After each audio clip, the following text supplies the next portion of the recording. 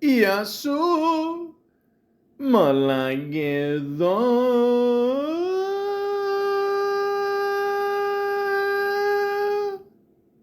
Hey, Ed Gain! Nobody pulls off flannel like you, buddy. Welcome to the Malaka podcast. Charlie Hunnam. Right into this world, all alone, it takes your soul, you're on your own, crow fly straight, the crooked line, on the devil's back, until you die.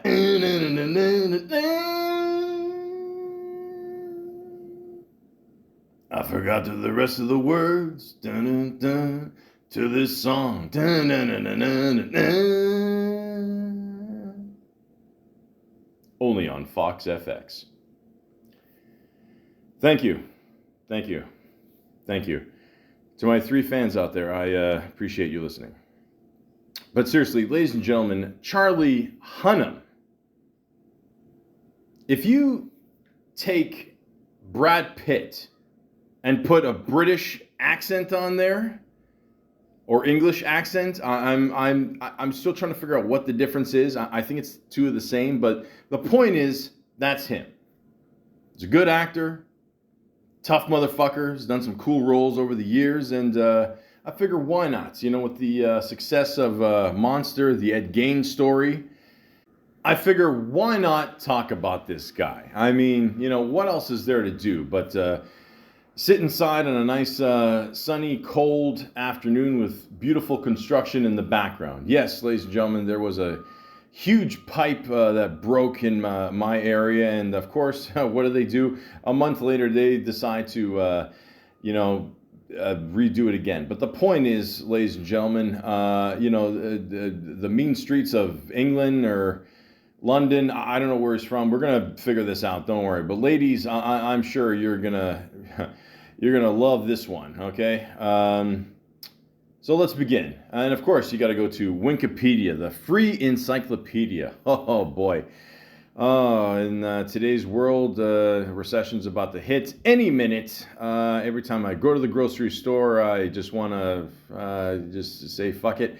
Maybe I'll grow some my own wheat fields and just save some money. But the point is, it's for the most part, it's always been pretty reliable. So let's start there, shall we? All right. Charles Matthew Hunnam, born April 10th. No, it's I'm April 9th. One day off me. There you go. 1980. I was 82, but close enough, you know. Listen, all the cool people are born in April. Don't worry about it. Is an English actor.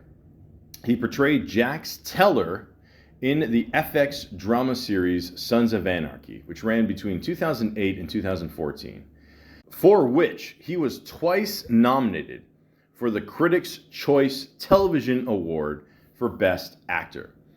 Hunnam has been featured as the lead in numerous films, including Green Street, Nicholas Nickleby, Pacific Rim, Triple Frontier. He has also portrayed Percy Fawcett in The Lost City of Z, or Zed, as most Canadians say it, and Arthur Pendragon in King Arthur, Legend of the Sword. His notable television projects include the Channel 4 drama Queer as Folk, the Fox series Undeclared, and Apple TV Plus series Shantar Ram.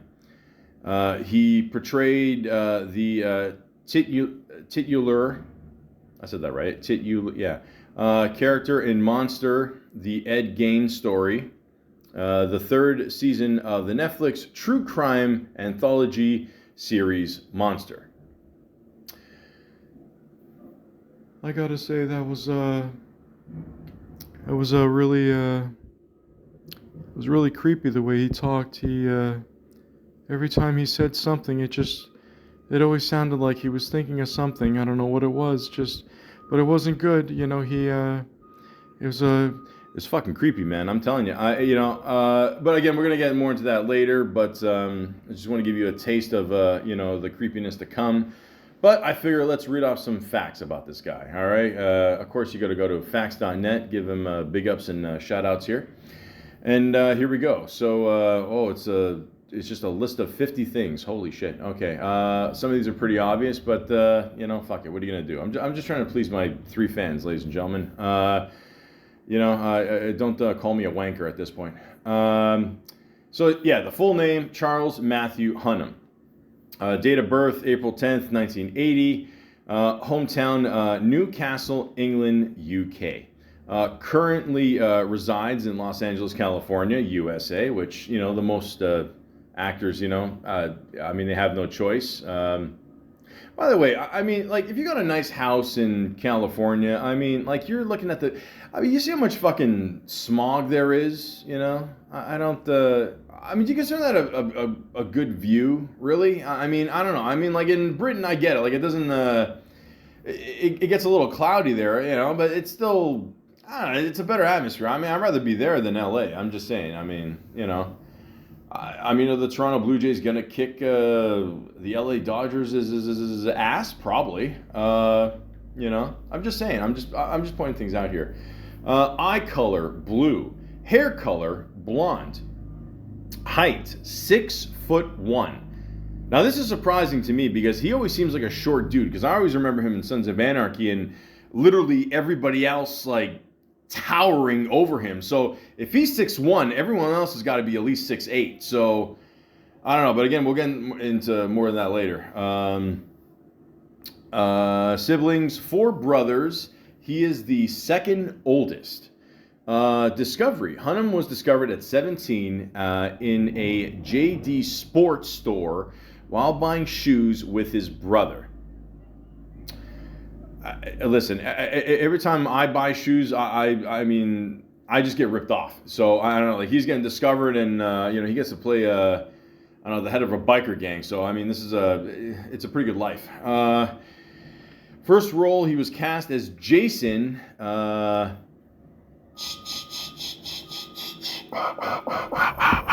No, not that one.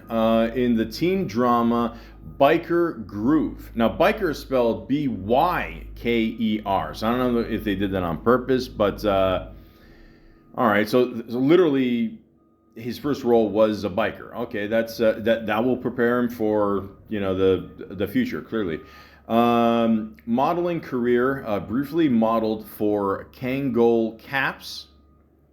I guess this was after Samuel Jackson. But decided it wasn't for him. Well, there you go. Hey, listen, a bald fuck like me, do I need hats? Absolutely. Okay, but at the same time, he wanted more. So that's all. And again, maybe if he was thinking, if I wear these hats, for the rest of my life, I'm not going to have this kick-ass hair. So I wish somebody told me that at the the age of 17. But yeah, I don't know. It's like that dude in Degrassi High. Maybe that's why he went bald. I don't know. Who knows? Major role at 18, he was cast as Nathan Maloney. Maloney, is that how you say it? In Queer as Folk. Film debut, played Daz, not the rapper, in Whatever Happened to Harold Smith. And his U.S. moved to the U.S. and appeared in Young Americans. All right, that's good. Undeclared. Played Lloyd Haythe. Haythe? How the fuck do you say that? Haythe. Haythe. All right. In the Fox series Undeclared.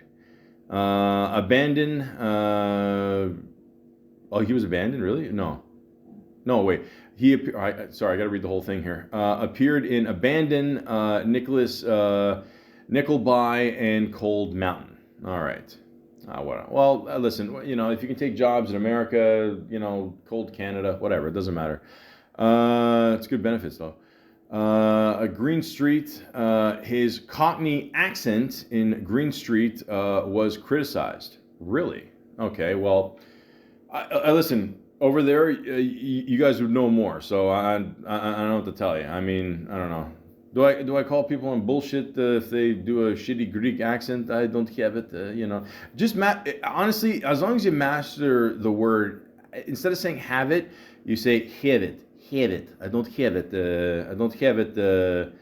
I don't have it. The Malakias. Child of Men played Patrick in Children of Men, Sons of Anarchy, of course. Best known for his role as Jax Teller in Sons of Anarchy, of course, of course. You guys heard the way I sang the song beautifully, right? Pacific Rim. I mean, that could be the name of a porno, but starred as Raleigh Beckett in Guillermo del Toro's Pacific Rim. He directed that, really? Fuck, I didn't know that. Last Looks portrayed Charlie Waldo in Last Looks. Shan Taram starred in Apple TV Plus's Shan Taram. That makes sense.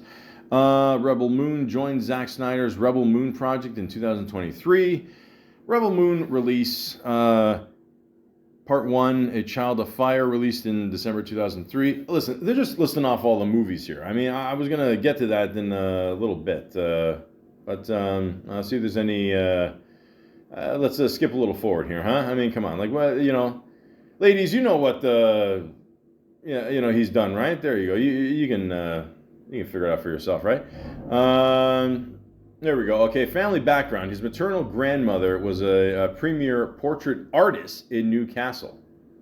That's cool. Education, Heaton Manor School and Queen Elizabeth Grammar School.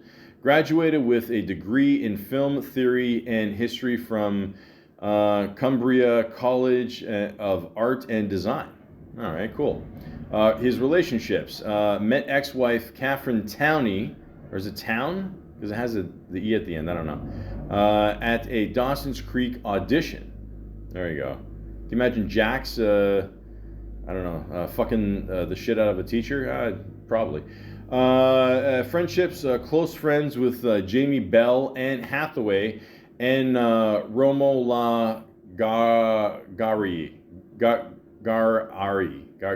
G-A-R-A-I. Okay. Oh, those are some cool friends. Dietary choices. Hasn't eaten pork in 25 years. Was he Muslim or what? Career influences. Favorite actors are Daniel Day-Lewis and Sean Penn, of course. Two awesome actors. I mean, there was a movie that Sean Penn did with Leo there. I forgot what it was called. Don't something whatever. That movie, I'm not gonna lie, but Sean Penn is definitely the highlight of that movie. I'd ask anybody that saw it. Emporio Armani campaign faced an Emporio Armani campaigns campaign. Yeah, I said yeah. Whatever. I listen. I didn't go to grammar school. In 2005, and Calvin Klein's Reveal campaign in 2014. Well, when you're blessed with looks, ladies and gentlemen, you'll become a millionaire by the time you're 20. So it's all good. Photography and music. Enjoys painting, making music, and photography. Music preferences, likes folk, blues, bluegrass, hip hop, Van Morrison, and Tom Waits. That is a kick-ass party list right there, ladies and gentlemen. Ellie's Girl list ranked number 9 in Ellie Girl's 50 Sexiest Guys list in 2005. Sons of Anarchy co-stars, great friends with many Sons of Anarchy co-stars, of course. Listen, you're on set on a show. You're either going to love the people or you're going to hate the people. It's really that simple. Interview with Men's Health discussed his workout routine, clothing habits, and why he won't watch 50 Shades of Grey. I mean, listen, for the most part, if you're a straight male, you probably won't watch 50 Shades of Grey. It's more, for the ladies and all that. The ladies have 50 Shades of Grey. We have Showgirls. Interview with The Talks talked about his inner journey and how his films reflect it. Dragon concept. Describe his relationship with the dragon as a lifelong journey. All right. I hope that's not slang for heroin. Fear of the dragon. Admitted of being terrified of the dragon, but feels compelled to fight it. All right. I mean, hey man, listen, I've been scared of dragons since Legend of Zelda, so I'm right there with you, buddy. Confidence in fighting the dragon. Unsure if he can vanquish the dragon, but remains determined to fight. This all better be like metaphorical shit. I mean, I'd like to think he's not actually seeing dragons. I mean, there's a group out there called Imagine Dragons, and I think I've heard some of their shit. I don't know. It seems cool. Los Angeles landmarks. Knows his Los Angeles masturbation landmarks, including a bathhouse in Beverly Hills. Wait, I'm sorry. What? Hold on. Maybe I'm tripping here. Sorry. Maybe I read too many here. I'm going to read this again, ladies and gentlemen. Los Angeles landmarks. Okay, and then a list of fact. Knows his Los Angeles masturbation landmarks, including a bathhouse in Beverly Hills. Wow. Okay. I'm going to assume this is probably prep work for the role Ed Gein. Wow, that was okay. I don't think anybody. I don't think any of us saw that coming. Coming. Anyways.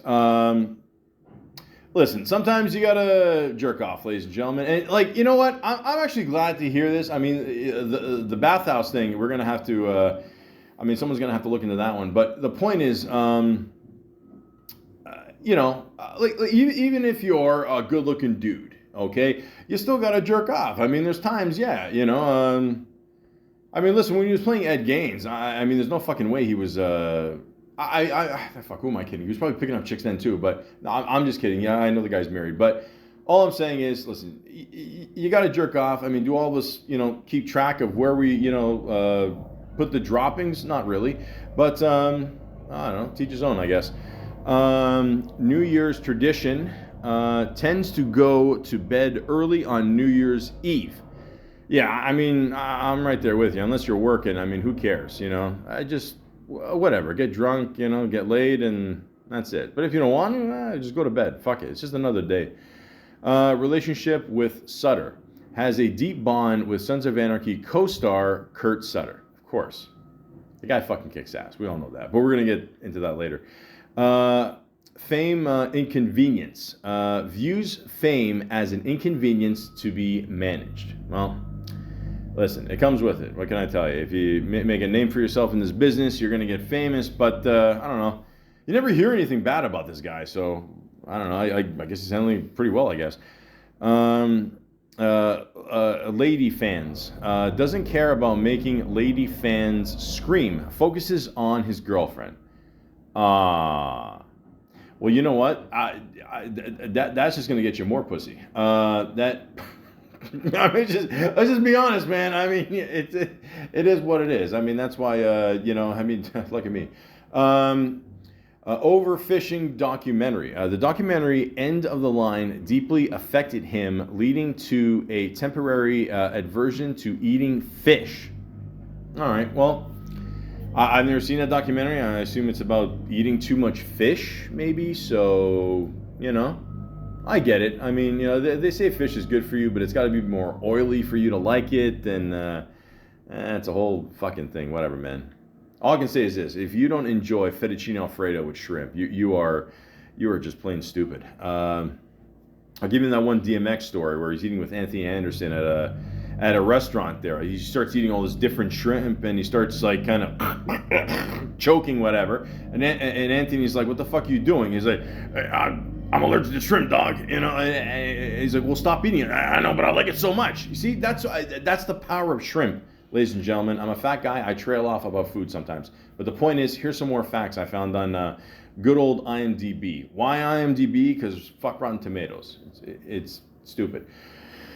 I don't know how you give a movie 100% if it's not even out yet. But anyways, It says here he was casted as Christian Grey in the 50 Shades of Grey movies, but 3 weeks before the start of the shooting, he chose to drop out of the film due to personal reasons and his busy schedule with Sons of Anarchy.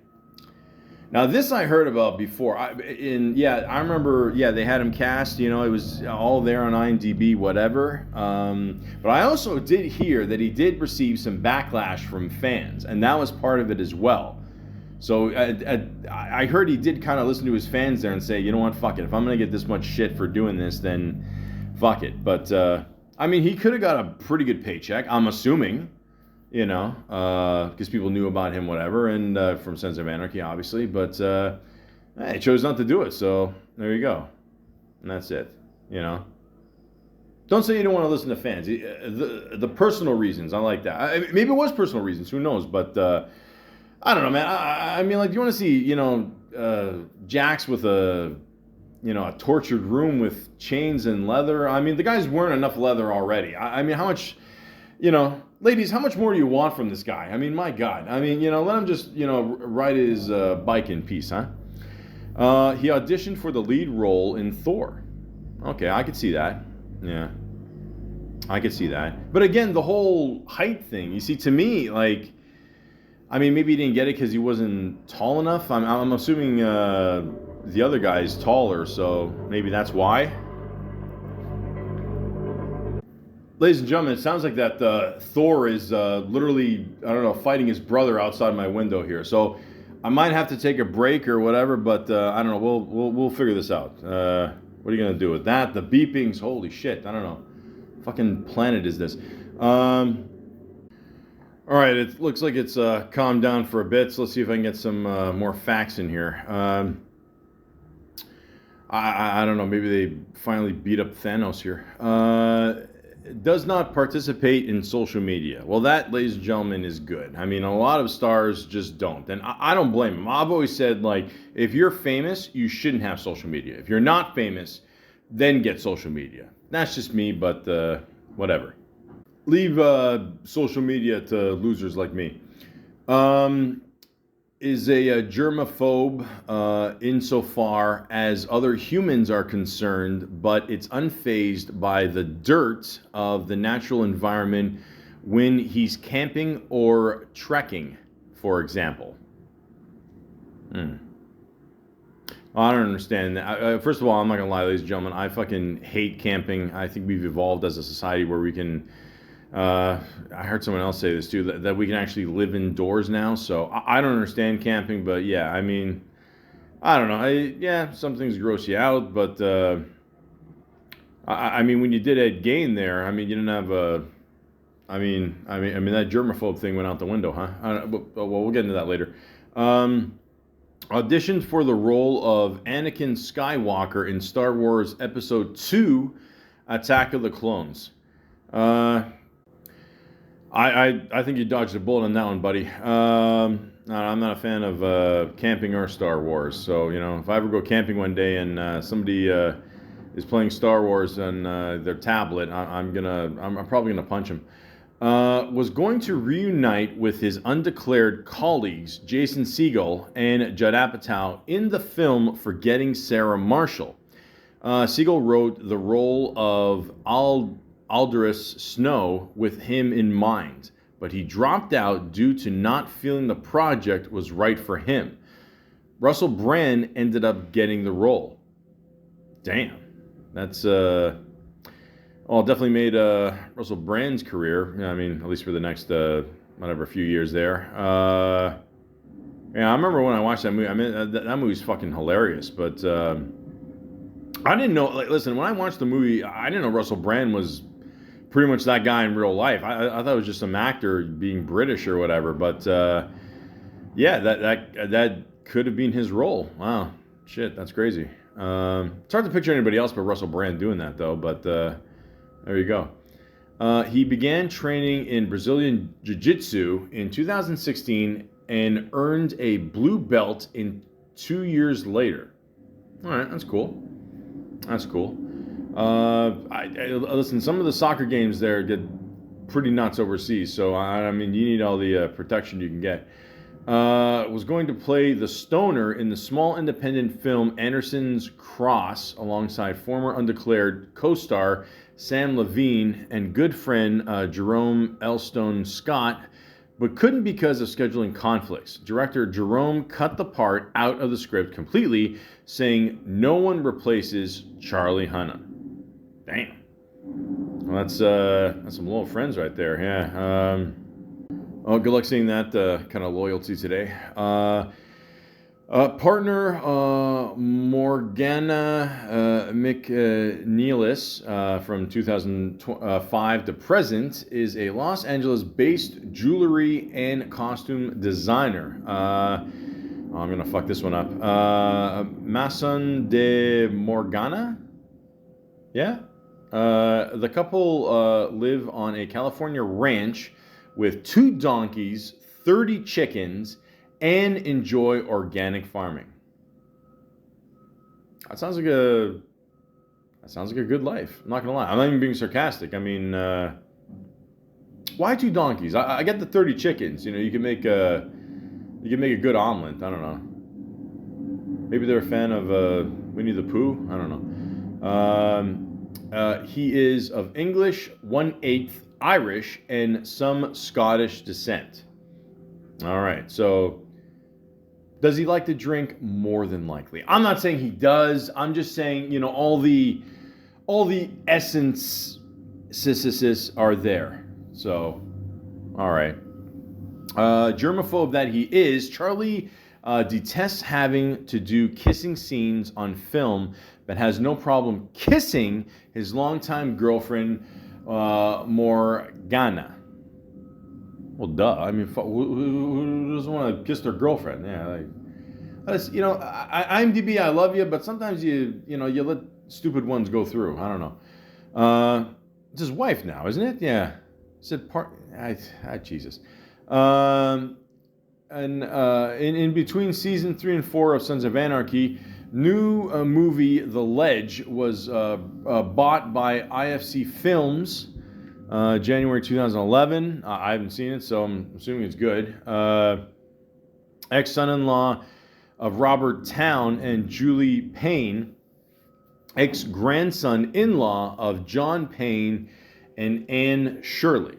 For those of you who don't know, Robert Towne originally just passed away in 2024. Rest in peace there. He was a writer for Chinatown, the first Mission Impossible movie with Tom Cruise, The Last Detail, which I always tell people, and I think a lot of people would agree with me on this, is probably one of Jack Nicholson's most underrated movies, and Tequila Sunrise. So there you go. I mean, he comes from some history there, folks. There you go. But of course, we're dying to know, where did a good old Charlie start off here in the good old acting world? I mentioned it before, but fuck it. We're going to go on IMDb, the page here, and by golly, we're gonna start this here a little bit, what I like to do on IMDb here.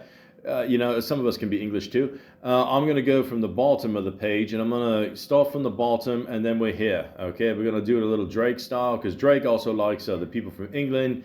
You know, he promotes Top Boy and doing movies with 21 or music with 21 Savage there. And you know what? Fuck it. I'm just gonna stop right there. Listen. I don't want people giving me shit for my accent. Okay, so let's just stop the madness here. So, as I mentioned before, the very first job that he did is a TV series called Biker Groove. Okay, and again, it's spelled with a Y. I don't know if it's meant like that to be cool. You're kind of like Mortal Kombat with a K. That's from 1998. He was only in 1 episode, and he played the role of Jason. Has a rating of 6.2 out of 10, the entire series. Let's check out the good old description here. Biker Groove follows the lives and relationships of a group of young people who are members of a youth club. Oh, it's got nothing to do with bikes then. Okay, I didn't know that. And it lists a bunch of actors. Most of them don't even have pictures in their IMDb, so I don't know any of these people.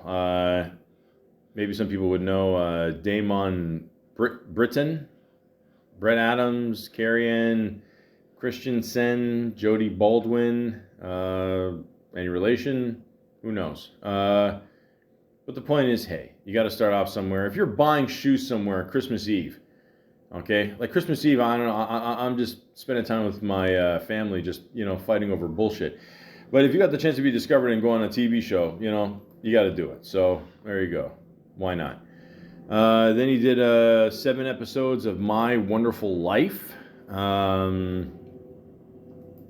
How wonderful is it? I don't know. Comedy drama following nurse Donna Emma Ray, finally rid of her useless husband and looking for love, whilst raising her 2 young children. Oh, there you go. Okay. For some reason, it looks like they're sitting on a bookshelf. I don't know. Maybe they're... listen, I don't know how small the apartments are in England. Judging by the series Top Boy, I don't think they're that big. But, yeah. Point is, ladies and gentlemen, again, it's got a good rating here, 8.1. If you want to check it out, go ahead. Then he was on a TV show called Micro Soap. And he was on his first movie, here we go, Whatever Happened to Harold Smith.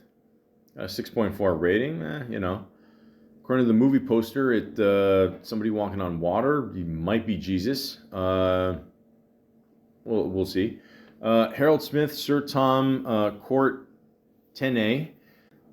I hope I said that right. A quiet, middle-aged Englishman becomes an instant celebrity when he suddenly starts exhibiting a psychic and telekinetic powers. All right, so that's remember like in the late '90s, the thousands. There, we had all these bullshit guys on TV there, and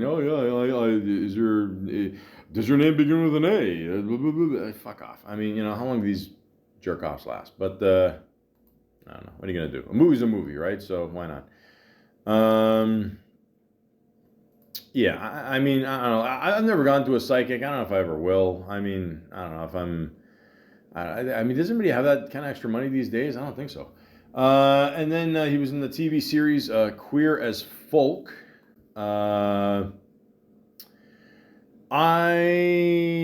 Okay, so I don't think this is the one. Yeah, so this is a different one. I remember they had one on, was it Showtime or HBO or something like that? So he's in the movie poster, so he's got to be one of the main guys here. I mean, Jesus, how much does he weigh in this series here? What does he weigh? Like a $105? Holy fuck, man, Jesus. Yeah, listen, you want to be part of a biker gang in the future, you got to bulk up a bit, huh? A groundbreaking gay adult drama which chronicles the lives of Stuart and Vince, as well as 15-year-old Nathan, who is in love with Stuart. Yeah, so he plays Nathan. There you go. So it was a short little series, only had 10 episodes there, but again, yeah, it's not. I don't think it's the same one as the North American one. So. But keep in mind, ladies and gentlemen, I guarantee you, your favorite show that you watched as a kid, or even now, probably came from either Britain, Australia, and they, Americanized it over here, and that's what happens, because no idea is original anymore. So, there you go. We got a pretty good rating there, 8.2 out of 10, so there you go. Young Americans. Oh, the irony. So he was in that series, Gregor, Ryder. I get him with a Y. I don't know what's up with all these names spelled with Y. I don't know if he believes in I anymore. Then he was in a movie called Abandon. Yeah, I thought that was Katie Holmes. There you go. Okay, Katie Holmes and this is Benjamin Bratt. There you go. So this could be his first American movie. It looks like. I don't remember this one. An investigation of a college student's missing boyfriend becomes quite strange when she begins to see him periodically. Oh, boy. Yes, I remember my first awkward relationship. Yeah, 4.8 out of 10. Okay, well, a lot of people, I don't know, pretty much abandoned this movie. But, yeah, so, I don't know. I always thought Katie Holmes looked better when she was older. I don't know. A lot of people, liked her in Dawson's Creek. I think she looks better older. I think some women look better older. That's just me. I'll shut up now. Nicholas Nickleby, which looks like another movie he's in. It looks like he's like the starring role. And his face, it looks like he's got a shit ton of makeup on here. Holy cow. This is even before AI too. Holy cow. A young, compassionate man struggles to save his family and friends from the abusive exploitation of his cold-heartedly grasping uncle. Oh, the fights we have during Christmas. The point is, this looks like more like a period piece. What else you got here? Jamie Bell in there. You got Christopher Plummer. There you go. Christopher Plummer kicks ass, man. We all know that. You got Anne Hathaway in there too. I've never heard of this one. It's got a decent rating, 7.1 out of 10. So there you go. Hey, why not, ladies and gentlemen? You get the chance to be the lead in your own role. And I'm assuming it's an American movie. Why not? And then he was in the series Undeclared, 2001 to 2003. It only aired for 18 episodes. Now, at this time, ladies and gentlemen, there was a few shows on Fox, and let's be honest, Fox sometimes has no idea when they have a good show on their hands. Freaks and Geeks, Undeclared. I mean, these were all, Judd Apatow's creations, and let's be honest, they were ahead of their time. And until I started doing this podcast about Charlie Hunnam, I had no idea he was one of the guys. I completely forgot. The only episode I remember, and it's funny that you go on IMDb here, it shows the episode of Sandler, shows up with his buddies there on the episode. And this is the only episode I remember. I don't really remember the show. I remember it, but, not really. But, I don't know. I still feel Freaks and Geeks was better, but that's just me. But, I don't know. It was about kids in college and shit like that. And wow, he was one of the main guys. He was in all 18 episodes. And so was Seth Rogen. Really? Fuck, wow. How did I forget all this? Really? Wow, okay, so Jay Baruchel, he was the main dude there. I did a whole podcast about him, too. He's a cool dude. Carla Gallo, who is awesome. She's been in a bunch of stuff over the years. I think a lot of people who always remember for her as... let's just say she left her mark on Jonah Hill in Superbad. But she's in Platonic, the series there. She's good in that. Charlie Hunnam, obviously. Monica Keena, Seth Rogen, Tim Sharp. Jason Segel was in this too. Amy Poehler was in a few episodes. Fred Willard. Kevin Hart was in 3 episodes. Holy shit, really? Wow, I don't remember any of this. Yeah, I just remember the episode where Sandler visited with his buddies, and that's it, man. I don't maybe I have to go back and watch the show. But it still has a pretty decent rating, 7.9 out of 10, and there you go. It's early 2000s nostalgia. I mean, this is just before, Judd Apatow made 40-Year-Old Virgin and all the movies, with Rogen and the boys and all that. So, this is basically just the launching pad for that. So, yeah, I mentioned before he auditioned for Forgetting Sarah Marshall. So there you go. That's it. But if you want to check it out, why not? I don't know if it's streaming. I mean, you never know with these old shows if they're streaming or not. I don't know. I assume somebody picked up Freaks and Geeks too. I mean, that's a really good show. That was way ahead of its time for sure. But it's a shame it was only one season. But yeah, if you got the chance, check out that one and Undeclared. Cold Mountain. I sort of remember this movie. Not really. I mean, I don't know. I don't really watch many movies with Jude Law. I think Jude Law is all right. Don't get me wrong, but I don't know. He's more for most of the times when you see him in a movie, it's more for the ladies, whatever, right? So I don't know.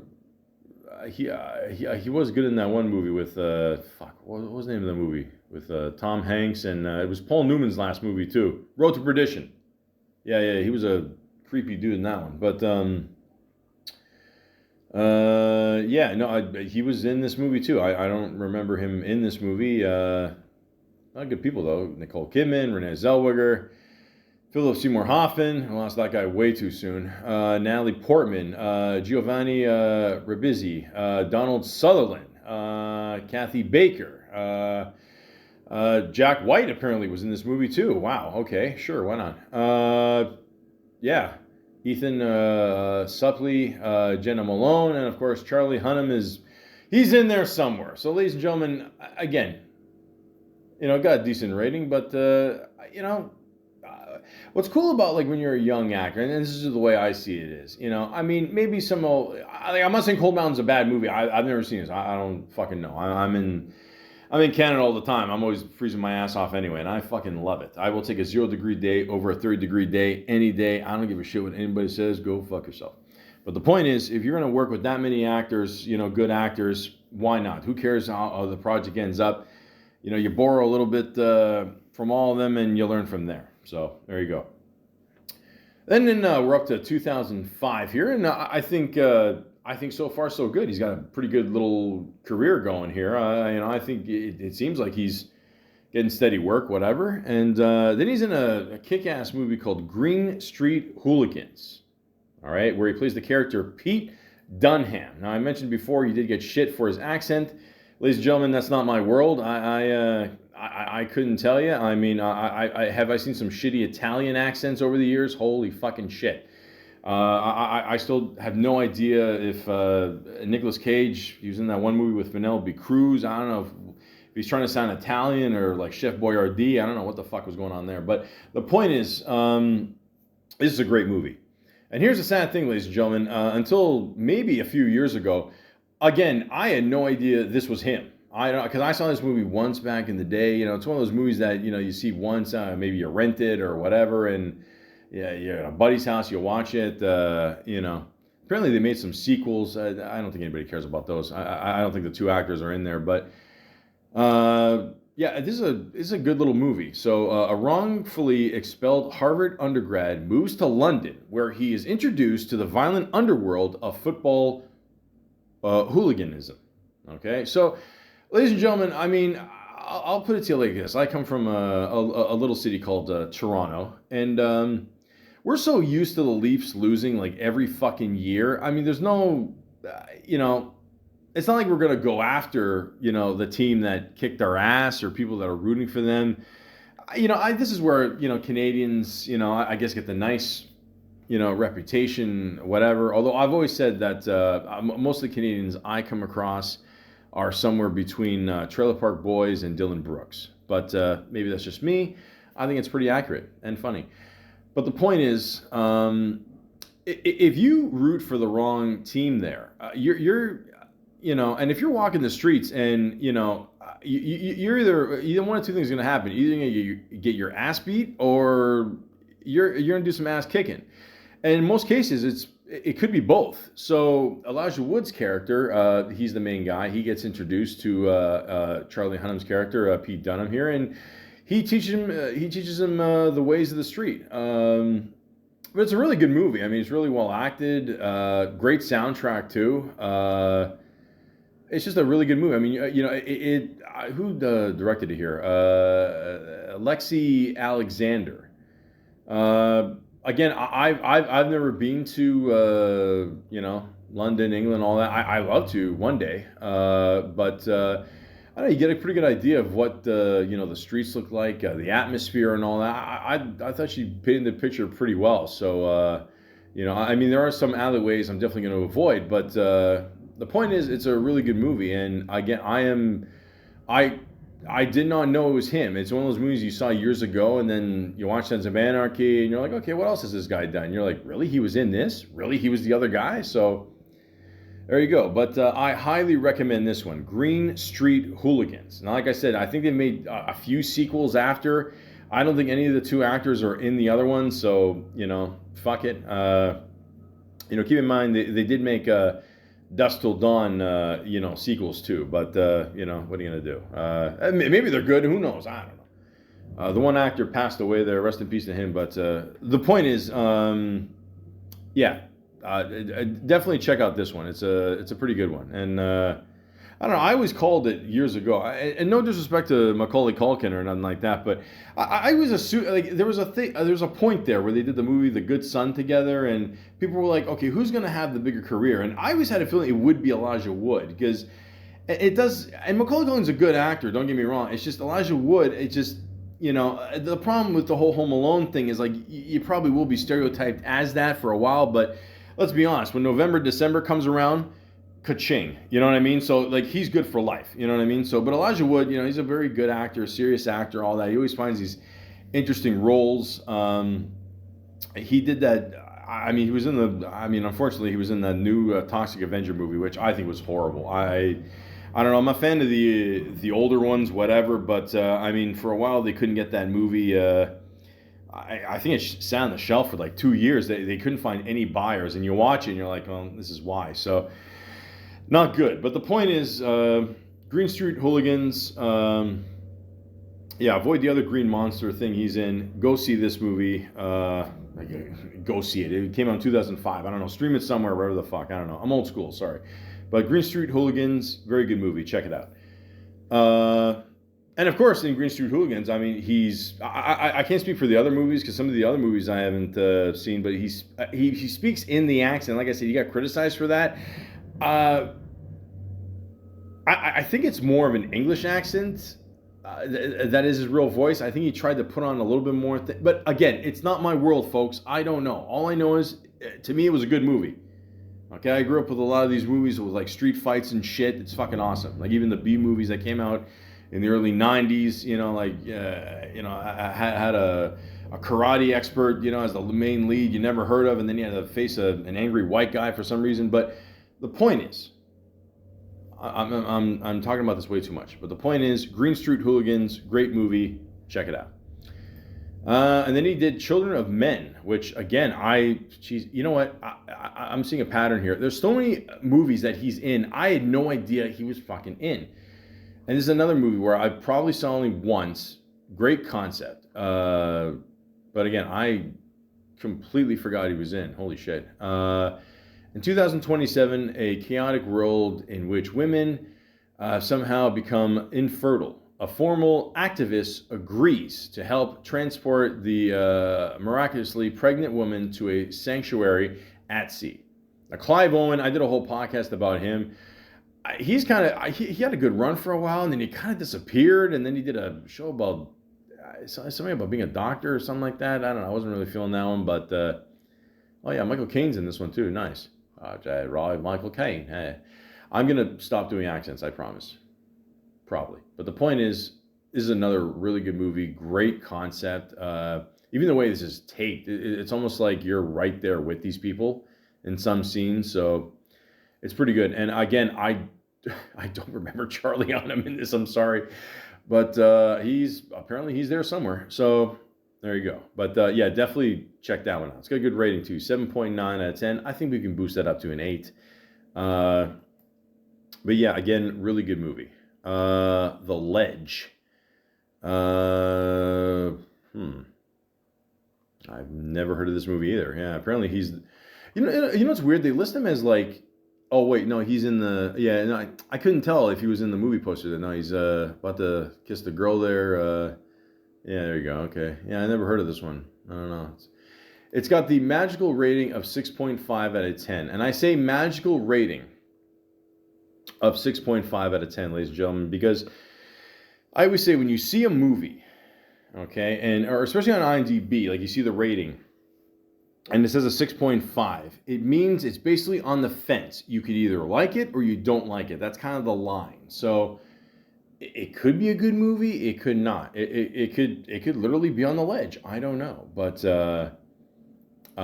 Terrence Howard is in it. And listen, I got to do a podcast about Terrence Howard one day because I mean I don't give a shit what he says. Okay, 1 + 1 is 2. Okay, it's not 1 + 1 is 1.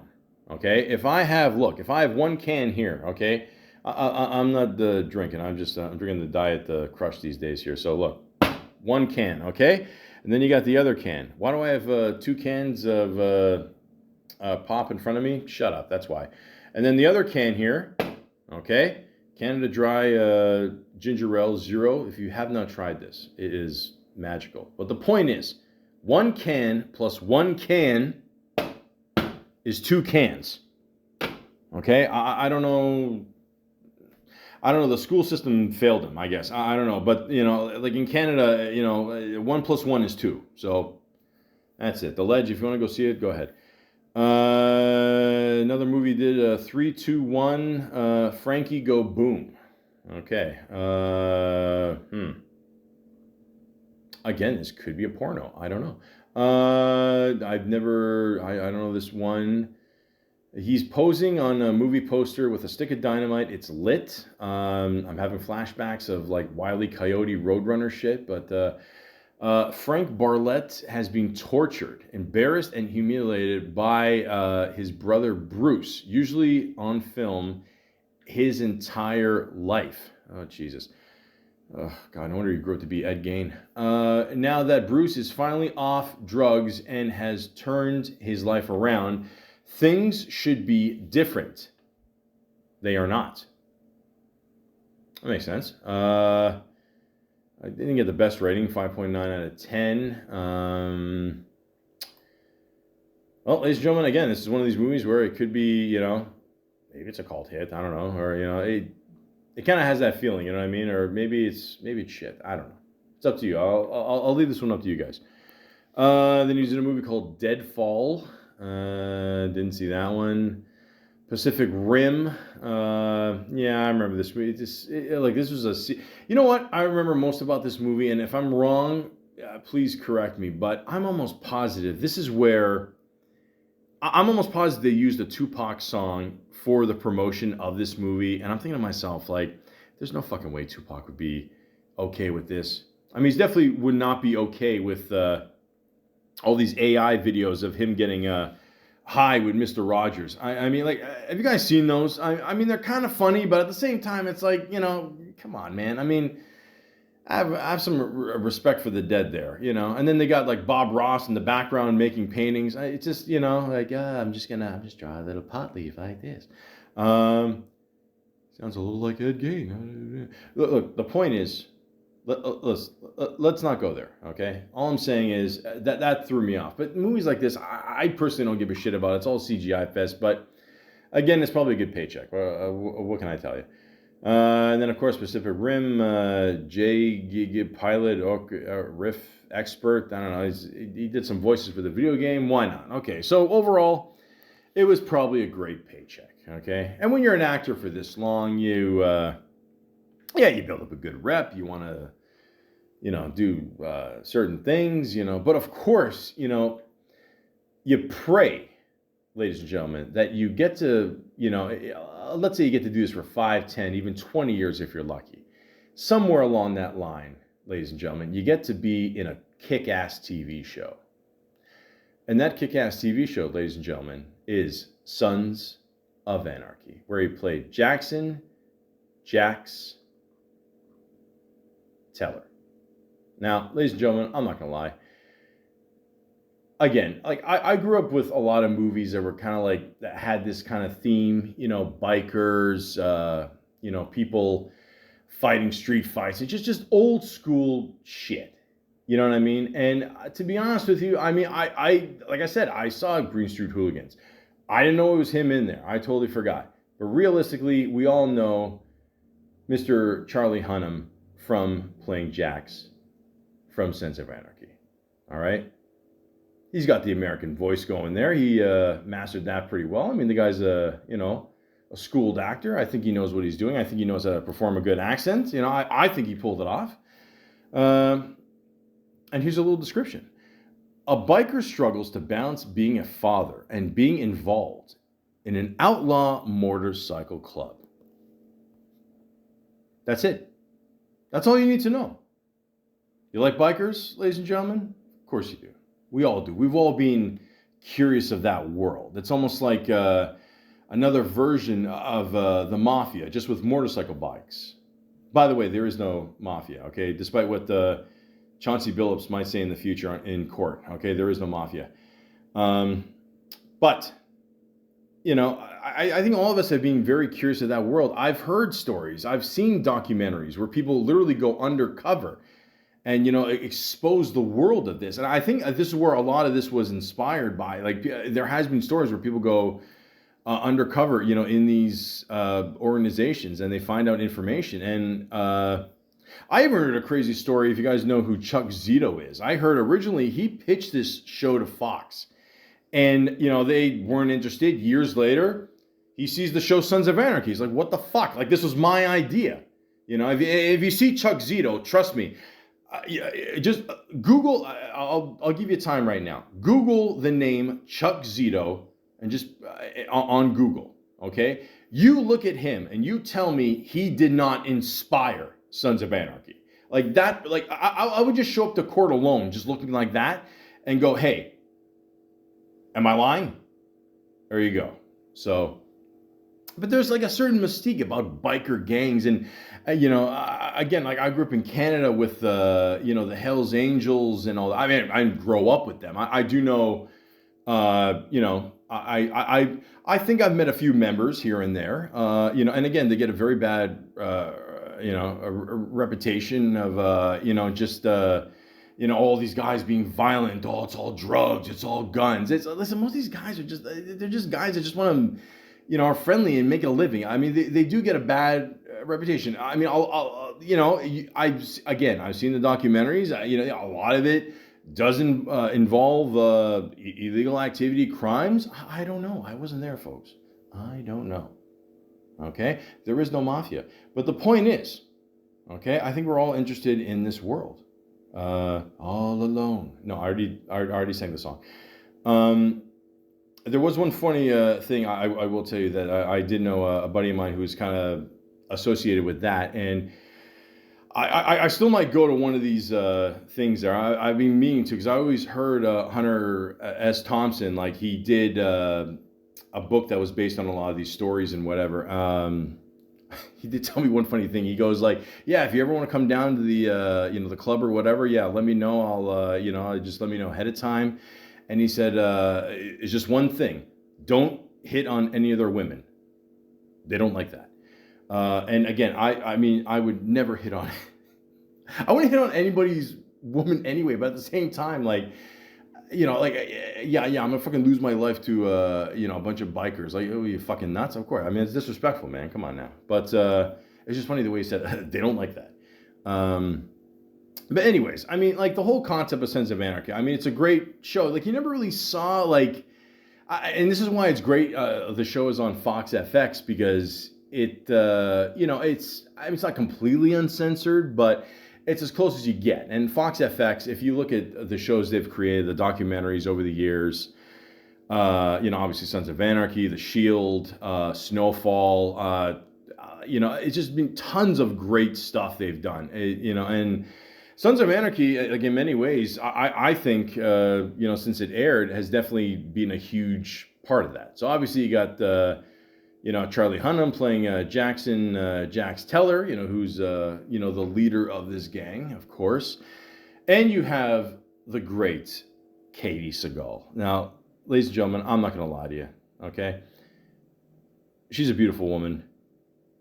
Married with Children is one of my favorite shows of all time. If I ever see her in public, okay, I will literally bow down to her, okay, because she is just awesome. She represents that female toughness. She is absolutely perfect for this role, okay. I mean, she's been in a lot of great shows over the years, and but I mean, she made her mark with this one. I mean, it is, she's awesome. Mark Boone Jr., who I want to say this. If you ever see this guy, I've seen this guy in a few roles before this series, and he doesn't talk much, but when he does, people listen. Would I want to see this guy as playing like another version of Bad Santa in a movie? Absolutely. I just always picture that. I'm not making fun of the guy or nothing. I'm just saying, like, he seems like he'd fit that bill like fucking perfect. I mean, so many of these people in this show, you really do believe that they are these people. I mean, really, like, So he's fucking awesome. Kim Coates, I hope I'm saying his name right, plays Tig. Uh, Very much I mean, he steals a lot of scenes. He's a Canadian boy. I worked at Madison Pub in Toronto for a little bit there, and I was told even when he comes to Toronto, like he would go to the restaurant sometimes. He's a very nice guy. He seems like a very friendly dude. Before the show, I do remember Bruce Willis punching him, literally giving him one punch and killing him in the movie The Last Boy Scout. If you have the chance, watch that scene. That scene is fucking hilarious. But I mean, he's a good dude. He in many ways is. I mean, he says a lot of funny lines. He's, I think, a good part of the comic relief in the show, but at the same time, tough. So he's a good dude. Tommy Flanagan, who probably before this show, a lot of people probably knew him as Russell Crowe's buddy in Gladiator. The guy in the crowd there that always helped him out. Apparently that scar is real. He did get it into a fight one day he was in. Yeah, I just remember there's so many scenes like in the show where they just talk to him, and then at the end he just goes, "Oi." Yeah, it just ends like that. Like that's his like most famous line. And I remember in the last episode, he's saying something, and then Charlie Hunnam, Jax, like he's like, yeah, what are we gonna do? Whatever. And then like Charlie just goes, "Oi." Yeah, he says his line right back to him. I thought that was great, but again, cool dude. Theo Rossi, who I'm gonna assume, I mean, he could be Mexican, he could be Italian. I don't know. I there's got to be some Italian in there. I'm just calling it. I mean, there's two Italian names. The woman's got to work out there. So again, yeah, I didn't see much of this guy before the show. He's great in the show as well. I wish it worked out better for his character, but then again, you could say that for a lot of characters in this show. But he was great in Gotham as well. So Dayton Cali, I haven't seen a character smoke that much weed on screen since Cheech and Chong. That's he was kind of he was a cop, right, or a sheriff or whatever. Yeah, I mean, he was a cool dude. Maggie Siff, she's awesome. She was great in Billions as well. She's had a pretty good career right after this too. With Billions. Ron Perlman, Ron Kick-Ass Perlman. I mean, I remember when this dude was in Beauty and the Beast. All right, I'm Hellboy. Drive, him and Albert Brooks. Holy shit, there's some tough motherfuckers in that one. Is it worth losing an eye? Who knows? But the point is, a funny thing that a lot of people do not know about Sons of Anarchy is that Ron Perlman was not the original choice for Clarence Clay Moreau. They actually made the pilot episode with Scott Glenn. Now, if you don't know who he is, he was in Backdraft. I think a lot of people would remember him for in Training Day. Remember when Denzel and Ethan Hawke would go to the old guy's house and they ripped up his floor, took the money? That actor, yeah. I mean, he's been in quite a few things, but apparently they taped the entire pilot episode with him. And I don't know. I don't know why they changed it. Well, let me read what Mr. Google has to say. Scott Glenn originally played Clay Moreau in the pilot episode of Sons of Anarchy, but his scenes were reshot with Ron Perlman after the show was picked up. Additionally, the actor named Emilio played a character named Hawk, who Clay's right-hand man, but this character was replaced by Tig, played by Kim Coates. In the reshoot pilot, Emilio was later cast as the character Marcus Alvarez. There you go. So, I don't know. It seems like maybe they wanted more of a... I don't know, maybe I'm wrong here. Maybe more of a Spanish thing going here, which I mean later on would explain Mayans MC. So maybe that's, I don't know, maybe that's a continuation there a little bit. But yeah, there you go, folks. I mean, you never know. Yeah, because I think I remember, they saying to Kim Coates at one point, like, yeah, they weren't sure if the show was going to get picked up, and then they called him in as like, why do I gotta come in again? I just reshot the thing, and he found out that it was a reshot with Ron Perlman, and there you go. But no disrespect to the other actor, but it's really hard to picture anybody else, Ron Perlman, playing that role. I mean, he fit the bill perfectly with that. Yeah, he's awesome. David LaBrava, another character that did not say much. And again, listen, I've noticed one thing with a lot of bikers, and again, maybe I'm wrong here. Please don't kick my ass if I'm wrong, but it's either you're the strong silent type or you're yapping your ass off. So, and listen, when you're in that kind of atmosphere, you almost don't have to say much. Okay, I'm just assuming you probably just have to sit back and just play the role, and that's it. Because a lot of these guys look like they're in biker gangs anyway, and they can beat the shit out of anybody anyway. So I mean that's why the casting is so good in this show. Ryan Hurst played Harry Opie Winston. Okay, so if you have not seen the show yet, I advise you to fast forward a few minutes here because I don't want to give anything away. I'm trying to give anything away. It's one of those shows you should watch, just fresh, whatever. But yeah, that scene where, yeah, I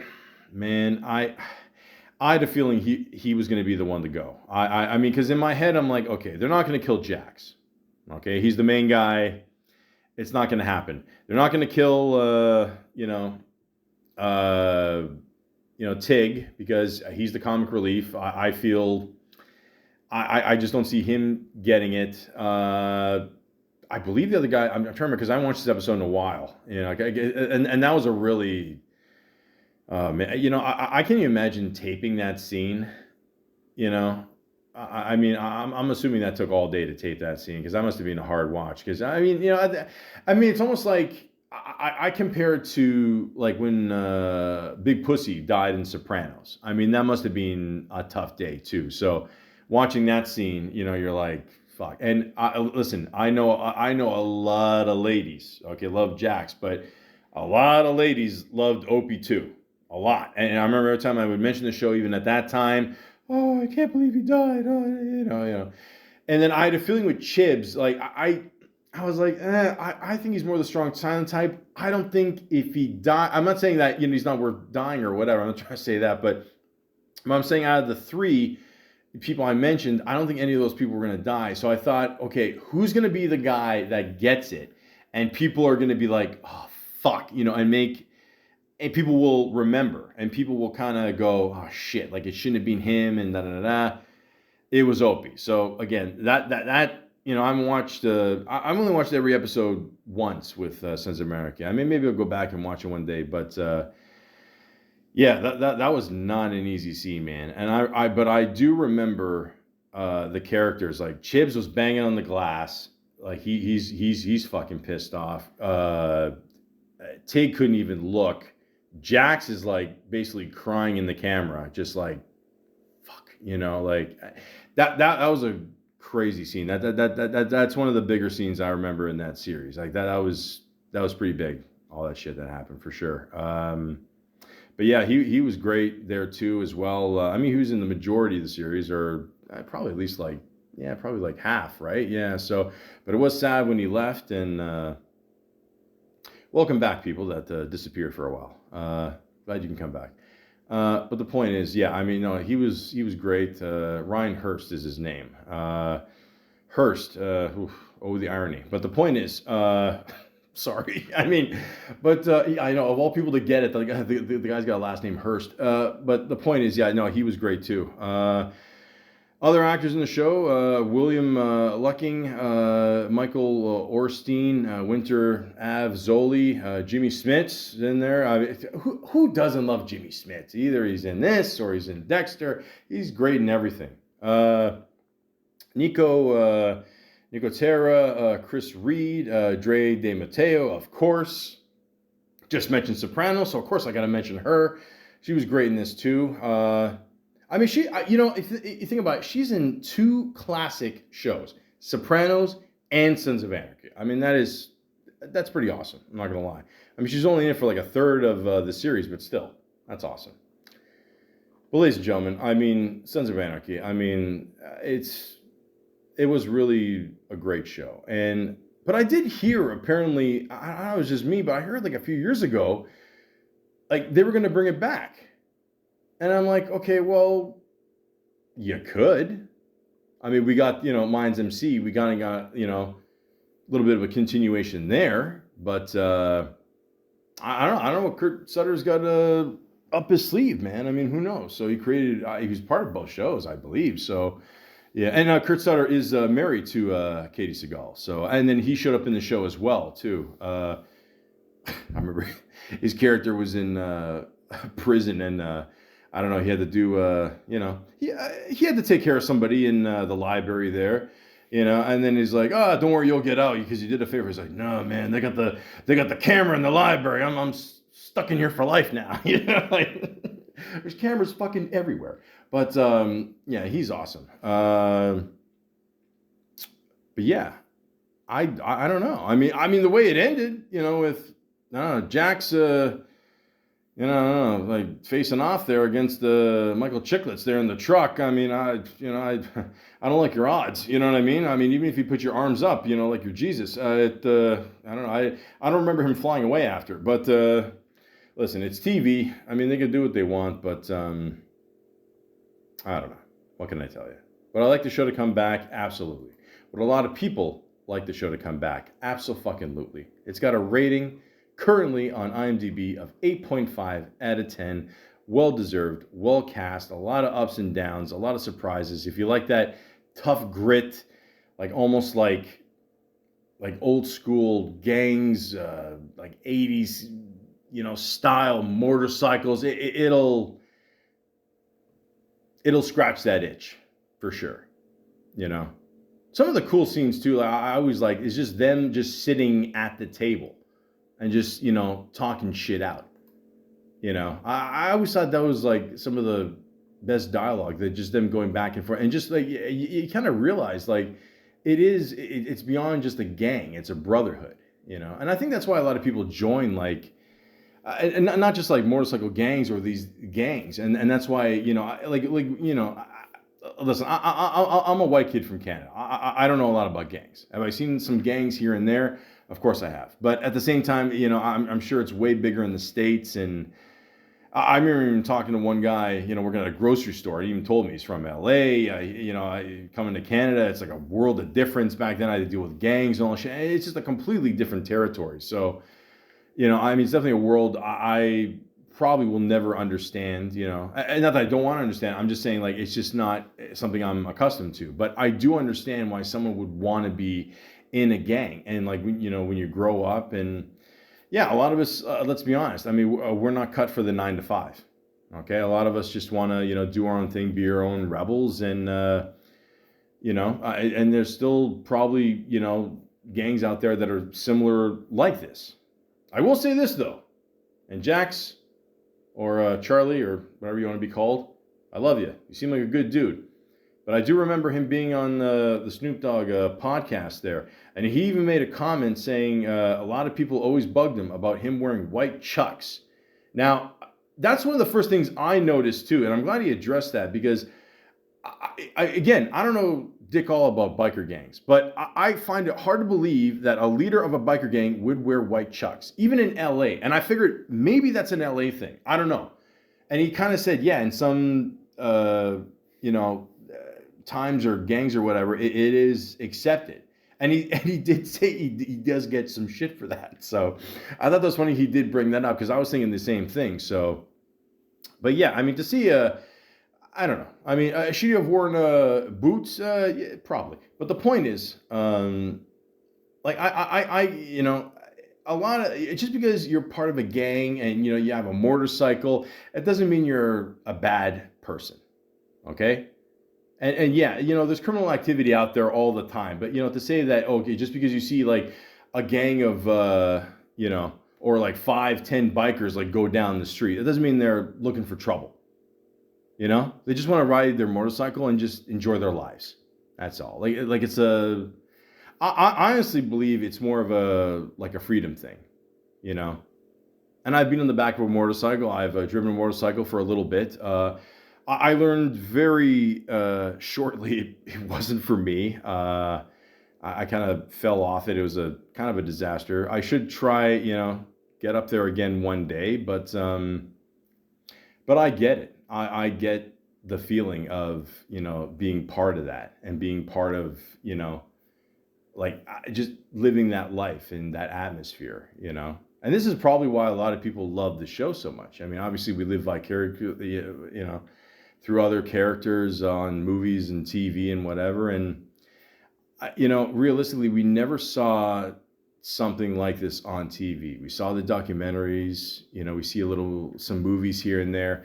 Not really a show though, and Sons of Anarchy definitely, from what I saw and what I heard, pretty much nailed it. I mean, but again, I'm not part of that world. I can't tell you 100% if they did or not. From what I see, I wouldn't mess with these guys. That's all I'm saying. So, if you've never seen Sons of Anarchy, and if you like all the things I mentioned, you'll love the show. And Charlie Hunnam did a great job with it. I don't remember any scenes where like his accent leaked out. You know what I mean? Because sometimes you'll see someone in a role and it kind of leaks out or whatever. And I don't know. I thought he was American, so I don't know what to tell you. But one thing I've learned over the years is if you see a white and a black person playing an American role, and if they win a lot of awards for it, chances are they're British. Especially if they're black. I mean, I mentioned Snowfall before. The lead on that guy's British. I didn't know that. I saw him in an interview on the Breakfast Club there. I was like, oh, what's it like playing the role? Well, yeah, I had to do my research, and I'm like, whoa, what the fuck? Like, holy shit. They got us all fooled. But the point is, Sons of Anarchy, awesome show. If they could somehow bring it back, I mean, sure. Why not? I say do it, man. I mean, it is the power of television. Okay.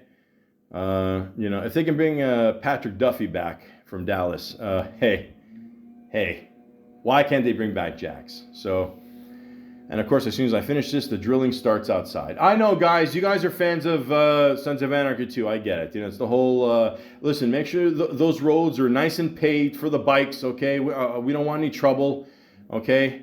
If these guys saw how many bike lanes there are in fucking the city of Toronto, they would lose their shit too. And bicycle lanes, the real bikes, Malakas. The point is, ladies and gentlemen, Sons of Anarchy, it's an awesome show. Definitely check it out. And the drilling continues. Then he was in a movie called Crimson Peak. The Lost City of Zed. I don't know how you say it. Then he was the lead in King Arthur. I assume he played Arthur. Yep, he played Arthur in The Legend of the Sword. Listen, I might get some shit for saying this, but I am sick of medieval time movies. There are certain types of movies I don't want to see anymore. I don't want to see any more medieval time movies. I don't want to see any like magician movies. I'm like no more vampires that can't get laid, or have their girlfriend stolen by a teen wolf, whatever. Just certain types of genres I'm just sick of. I really am. I don't know. Like this movie, seems like a natural choice for him to play King Arthur. I get that. I mean, that's a no-brainer, but I don't know. And this is, I'm not going to lie to you, this is interesting. They remade the movie Papillon, which obviously is Steve McQueen and Dustin Hoffman. That movie's a classic. We all know that. I tried to watch this one. I couldn't get into it. And again, I get it. The remakes, reboots, all of that. But I mean, and no disrespect to Charlie here, but I just go see the original. I mean, it's, It's just, I mean, like, really, you're gonna remake a movie that Steve McQueen did? Really, really, really? Are we gonna remake Bullet too? Fuck, I actually heard they are gonna remake it. Oh fuck, hold on. God, listen, I'm gonna do a quick little Google search. God, I hate being wrong, but I hope in this case I really am. Hold on. Are they remaking Bullet? No, they're not. Thank you. Oh, thank you, God. Thank you, thank you, thank you, thank you, thank you, thank you. I'd rather have this than the Leafs win the cup at this point. I'm just being honest. Okay, it says no, they are not remaking Bullet. But Steven Spielberg is developing a new original film based on Frank Bullitt character. Oh shit! Bradley Cooper is set to star in the project, which will tell a different story than the 1968 Steve McQueen film. Listen, Mr. Spielberg, Bradley Cooper. A lot of people are giving shit to Bradley Cooper lately about him. Yeah, did he have surgery on his face or something? I don't know. Like I don't know. Like, he does look a little bit different. No, I don't know. It's the eyes or something. I don't know. Yeah. I'm sure. I'm sure it's really gonna affect him getting women. But the point is, I love both you dudes. Don't get me wrong, but just please don't remake this. Like, guys, please be careful. Please. That you're fucking with a classic here. I still say the French Connection has the best chase scene of all time in a movie. Rest in peace to Gene Hackman.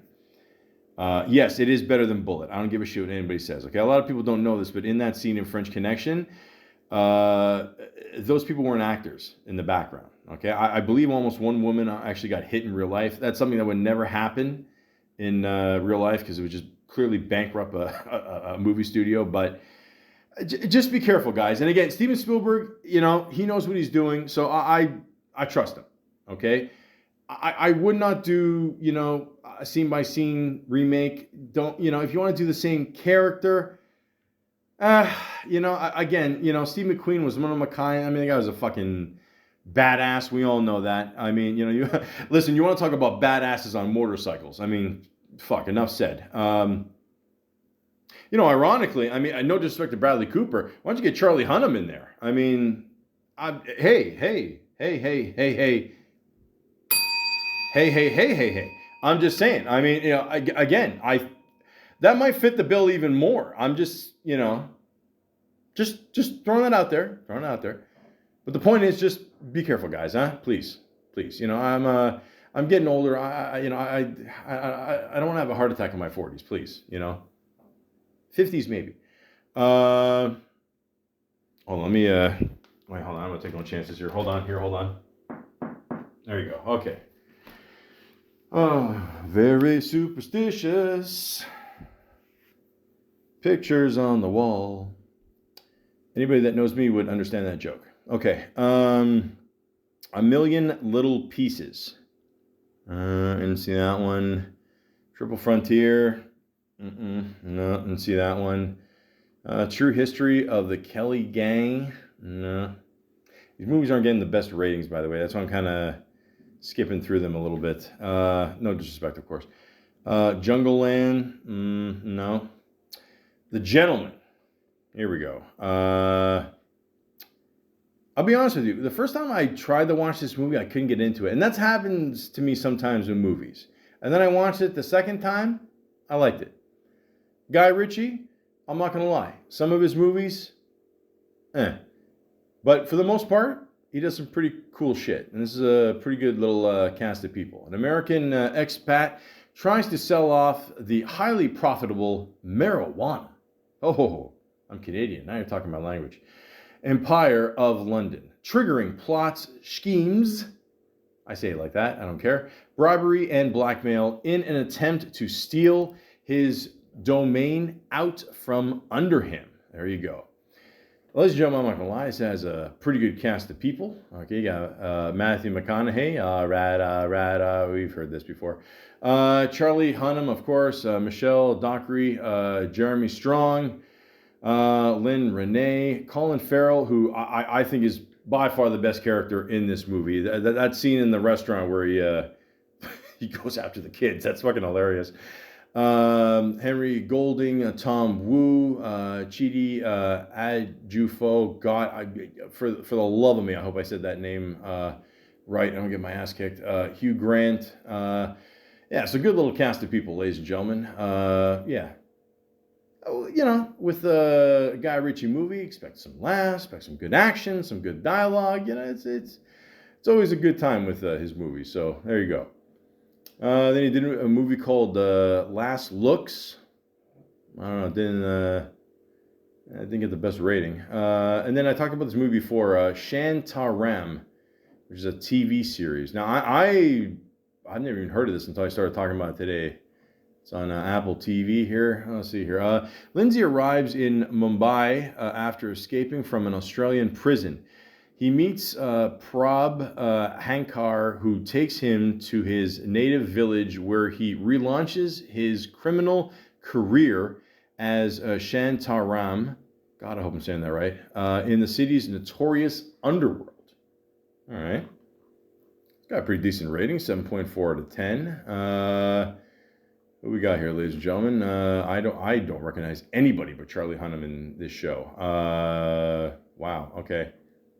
So you can tell it's one, and this is no disrespect, but you can tell it's one of those shows where unless they get Charlie Hunnam or like a big star, this show ain't happening. You know what I mean? But it's got a pretty decent rating. So I don't know. I've never heard of it. When did it come out? 2022 during COVID. Okay. Well, during COVID, I was busy watching Sopranos and The Office. Not the last two seasons, of course. You know, I like myself. But the point is, yeah, I don't know. Check it out. Why not? It looks like just a mini series, so all right. Rebel Moon Part 1: A Child of Fire. This is like Star Trek shit, right? Yeah, I don't care. Oh, Zack Snyder did it. Really? So no, does this have to do with Star Wars? I don't know. No, maybe maybe it doesn't. Okay, I don't know. I just assumed. I don't know. Is it? No, peaceful. Hold on, peaceful moon. Ruling force. I don't know. And the force be with you. All that fucking shit. I like Zack Snyder, don't get me wrong. I don't know. It didn't get the best rating, though. 5.6 out of 10. I don't know. I'm just assuming it's got something to do with Star Wars, but what are you going to do? Well, ladies and gentlemen, you know, when you do a bunch of TV, a bunch of movies, you know, you make your motorcycle known, you know, you and your white chucks as, you know, the LA culture takes it, which is pretty cool, by the way. And then you have a chance to, you know, be part of a pretty kick-ass series, you know, and this is the third installment in this ongoing series. So a little TV series, and this is actually one of the, you know, the Netflix shows where, you know, you hear about and you're like, oh, wow, Netflix has a good show. Great. The Monster series, the Ed Gein story. So, yeah, I think it's safe to say that a lot of us have probably watched the two series before that. And this is the third installment. The anthology series about high-profile crimes or killers that capture public attention and notoriety. Oh boy, that is the cleanest way of saying these guys are fucked. It is, you know, you got Mr. Dahmer there, you know, who, yeah, I mean, he, you know, he was, I mean, you know, he, you know, the whole barrels in your apartment, you know, maybe not the best way to, you know, hide your crimes. You know, the Menendez boys, two Malakas there. I heard recently, I don't know, they had I don't know, what was it, a retrial or something? Yeah, so they're not getting out anytime soon, thank God. Oh, they touched us. Oh, yeah, okay, that gives you the right to become Dexter. Okay. and I don't know. I don't know. Do you guys believe that they made that shit up, or were they actually really think? I think for the most part it's all bullshit. I don't know. I think they wanted the money, and if you Google, here's an interesting thing. I think a lot of you guys know this, but if you go on Google, Google Mark Jackson basketball card with Menendez boys. So you will see Mark Jackson. He's a basketball player, and in the background, you will see the Menendez boys sitting courtside on the card. And keep in mind, this is during where they were accused of all that, like going to stores, buying watches. Of course, Knicks courtside seats aren't cheap, even in the early '90s. So, yeah, I mean, those fuckers deserve what they got. I don't give a shit what anybody says. But the point is, ladies and gentlemen, of course they're going to do a third installment. Because of the success of the first one, they added 2 more, and this is the third one, Monster, the Ed Gein story. So, I don't know, where do I begin with this? I mean, Ed Gein, he wasn't exactly, the modern mama's boy.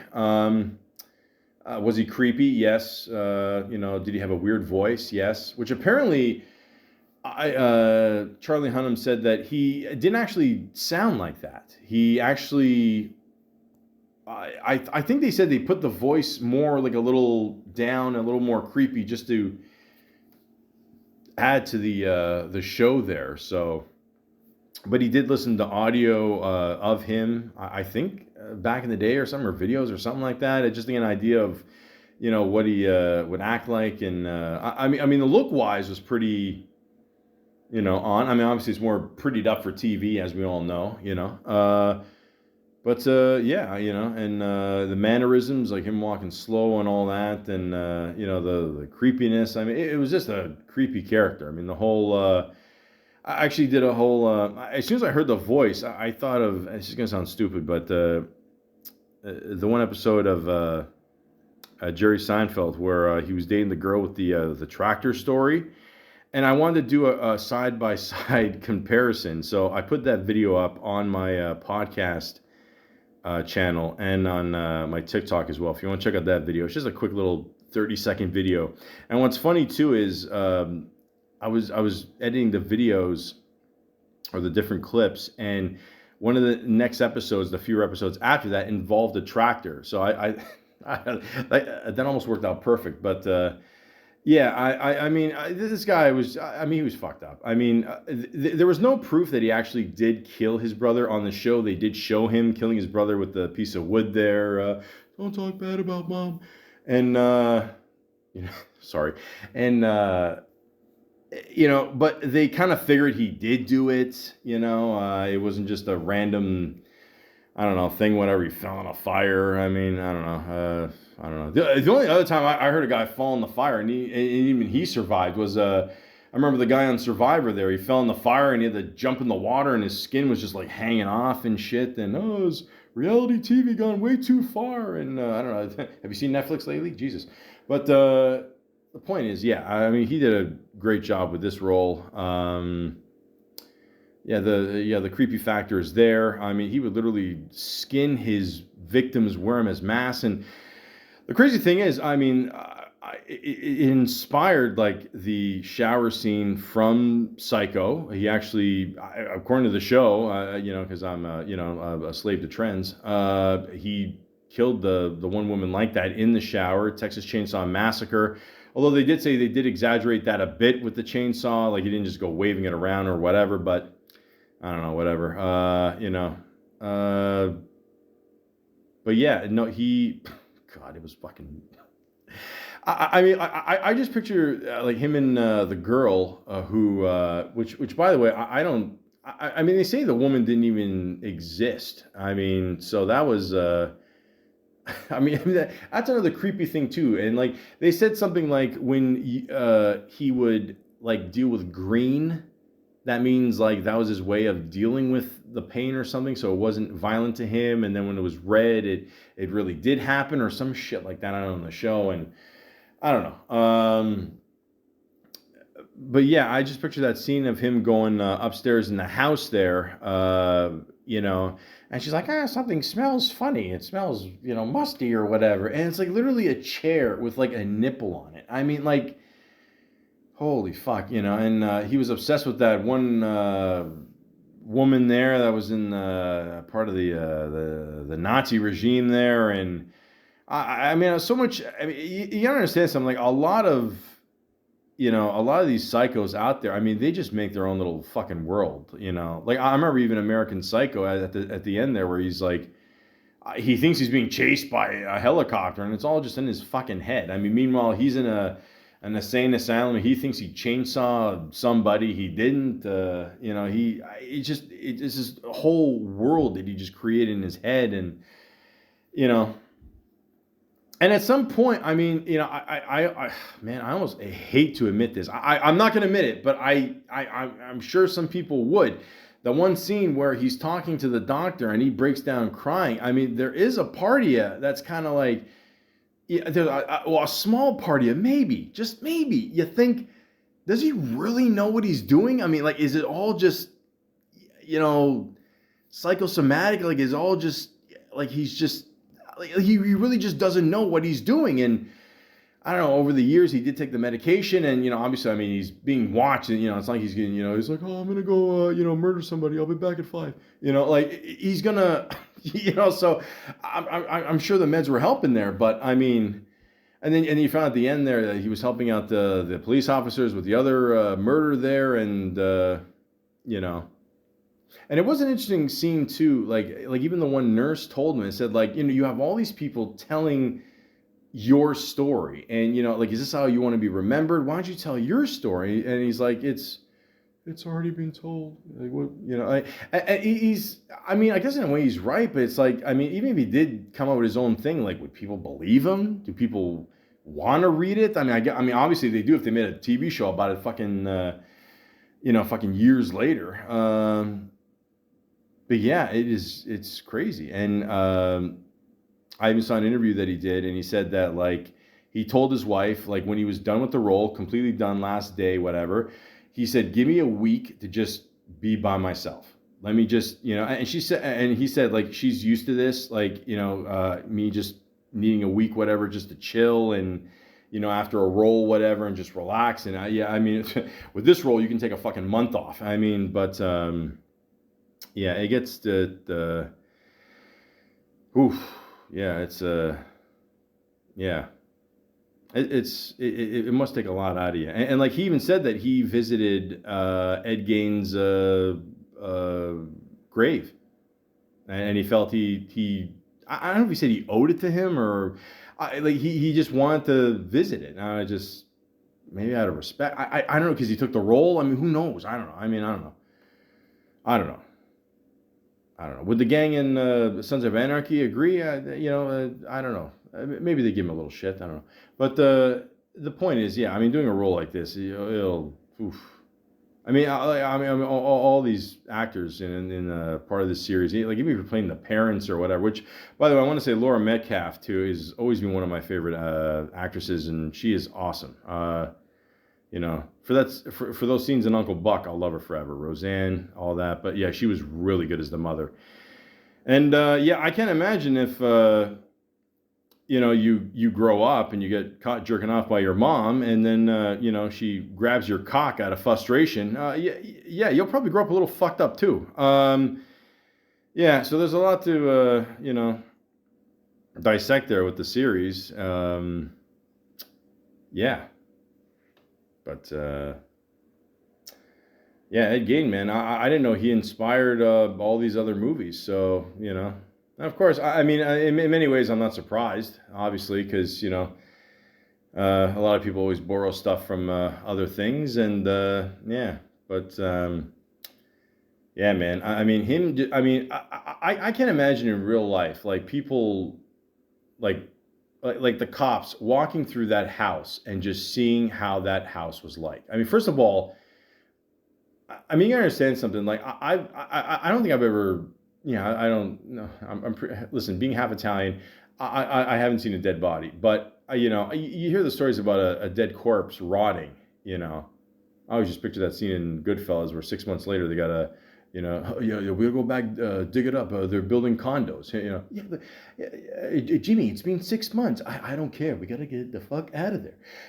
Like how much that must have reeked. So I can't imagine what that, I mean, that house, you must have smelled like a fucking miles away. All the skin, and you go in there and you see all the faces made out of mask, and it looks like a fucking, it's my party store. I mean, Jesus, like it. That must have been a fucking scene, man. And it's crazy. I don't know. I mean, I don't know how the fuck he ended up like this. Who knows? I mean, they didn't mention the father a lot. I'm sure the mother's loving love didn't really help Ed Gain. At the same time, I don't know, man. Maybe some toys just come out of the factory broken. So it's pretty crazy. It is. I mean, so far it's been a pretty insane series, like all three of them. So yeah, I mean, he did a great job with it, and yeah, and apparently he's going to be in the next one coming up. So yeah, I mean, I was going to say that's his last job. Take some time off. Yeah, that's like, I mean, yeah, when you do a series like this, man, you gotta take some time off and, I don't know, get back to reality and whatever, man. I mean, like even in the interviews, and again, I'm not ripping on him or nothing, but you can tell he's still kind of like coming down from a project like this. And yeah, you gotta just take some time off. Don't rush into the next thing, But he will be in the next monster series about Lizzie Borden, and he's going to be playing the father. So I don't know what to tell you. If it ain't broken, don't fix it. So yeah, it looks like yeah, he's found a home at Netflix here, being part of definitely one of the better series of shows on Netflix for sure. And there you go. I do think of that one scene though at the end of the series of Ed Gain there, where it shows like him and the mother sitting on the porch, and I don't know. I guess it's meant to be controversial, I guess, because you're kind of saying, well, now he's with his mom in heaven, and maybe he's found peace, but like, does he really deserve it? I mean, do either of them really deserve peace, especially Ed Gain, right? I mean, the mother was a little nuts there. I mean, obviously, it's not like she was a devil's advocate or nothing with Ed Gain, but I don't know. It definitely makes you wonder. But but I will say, I mean, with the whole murder theme, we got with all these crime shows going on, I'm sure we're just gonna see tons of these more shows and documentaries coming out. I just finished, seeing the one about Gacy the clown there. I mean, holy shit, what another... man, these guys are fucked. But the point is, yeah, I mean, he was really good in this show. Everybody pulled their weight here, so, I mean, it was really good. And I think we're all looking forward to the next one. And apparently he's going to be on a new TV show that just finished. Well, the next monster... It says it's going to come out in 2026. Apparently, he's only going to be in one episode. So that's it. But we'll see, I guess. All right. One is better than none. And then this new TV series called Criminal. He's playing a character named Leo Patterson. It has 8 episodes, also coming out in 2026. An intergenerational story of families connected through shared criminal history. All right, and well, the criminal element just keeps coming. So let's be honest, folks. I mean, it's fun playing the bad guy, but I always say this. I mean, like, it's cool when you grow up and you want to be Batman, but let's be honest. I mean, if you're an actor, you want a real challenge, you want to be the Joker. You know what I mean? So, but he does play a really good bad guy.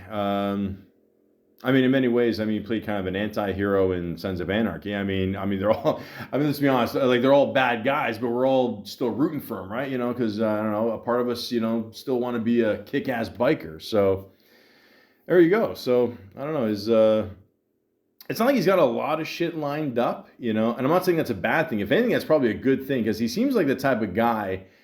I think he's at the point of his career now where I think he can, especially after the Ed Gain series, he can easily pick what he wants. I think it's been like that for a while, but now it's, more specifically like that because of the success of this series. And I think he's picking his roles pretty well. And I think over the next, whatever years, I'm sure he'll keep doing great work. So, but, but now we all know he is British. Or English, or he's not American. He's not Canadian. He knows how to do a good accent. He had us all fooled for a long time, or at least he had me fooled for a long time. And like I said, I had to go back and find out he was the, he was the cool dude in, Green Street Hooligans there. So there you go, folks. But I don't know. I gotta say, so far so good. And I don't know if he wants to keep, creeping us out with all these roles, then, so be it. But until then, ladies and gentlemen, until the next year happens, and he's going to play the father of a killer, still in that world. And judging by the sirens, it couldn't come any sooner. I would say he has a great future, but he's pretty much living it right now. He's I guess kind of in the prime of his acting career. And I don't know, he seems like a guy, like I said, he picks his roles really well. And he seems pretty focused. You never hear anything bad about him. And I think he's got a pretty good career coming up, in the next easily, 5 years, maybe even more. Who knows? You never know about this business. So, but I don't know. I think he's here to stay. So, ladies and gentlemen, once again, I just want to say this again. We're all not all blessed with looks. We're not all blessed with going to a shoe store and, getting a contract. And even if we are, we don't look like Brad Pitt, the more blonde version. Well, Brad Pitt was blonde for a bit there, right? Wasn't he? Yeah, he was. So he was, listen, some guys have all the luck. Some guys get all the fame. Some guys get to play psychotic killers who were, ex-bikers and, get to show Elijah Wood how to, punch somebody in the face. And ladies and gentlemen, that person's name is Charlie Hunnam. We ride bikes out here on the West Coast. Yeah. It's a culture thing. That's how we get out. From the Hells Angels all the way down to the little homies in the neighborhood. I know. We were trying to weave in our own way, tried to put some of that West Coast flavor in, and I've got nothing but headaches, man. You know the amount of shit I get for wearing white sneaks on the show?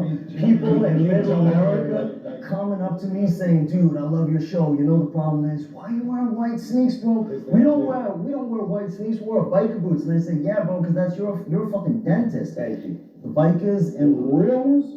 I gotta say, the kids of today, it is not 1969. Everybody, all the kids wear it, right? Because it's driven by the youth, right or wrong. And the kids today, it's still a young man's sport. No disrespect to us as we get older. Let's just keep it 100. As we get older, there's a bunch of kids it's in the still early a young 20s man's sport. Their heads are on straight. They're real clear with what they're doing, and they take it to the next level, right? Yeah, you can approve them and say, you know what? I can leave this game in your hands and know that it's in good hands. Yeah. Because y'all laid the foundation down, the OGs. Like I said, about our generation, the 40 and up, we laid down a great foundation for the youngsters that's 20 years old and coming up because we showed them the right way of doing it. Is it just me, or is Charlie Hunnam not speaking with his accent? Is he still in Jax mode? That's fucking awesome. I agree.